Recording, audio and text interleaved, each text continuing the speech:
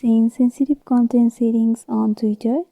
So if you want to change any kind of settings or the sensitive content or settings on Twitter, then this video might help you. So make sure you watch this video till the end and to subscribe to our channel for more videos like this.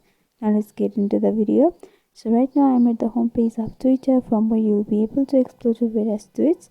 If you tap over your profile at the left upper corner, you will be able to see the various options. Scroll down and tap on the drop down of citizen support, and you have to go for settings and privacy. Over here there are no any option for sensitive content. So the thing is, you need to open up your Twitter on your browser. You have to go back and you have to open up to any browser. Here I am with Chrome, and remember you have to log into your Twitter account on your browser. I have already logged in, so you can see my home page over here. So after logging in, you have to tap over your profile at the left upper corner, and here also you have to tap over settings and support and go for settings and privacy. Under this, simply tap over privacy and safety, and here are various options under privacy and safety. Among them you can see there is content you see.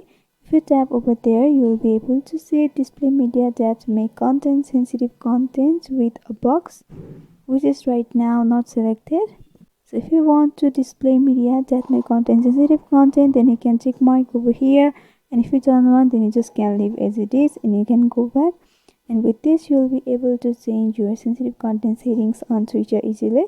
So I hope this video was helpful. If you want us to make any tutorial videos on any topics, then you can mention down below in the comment section. Thanks for watching.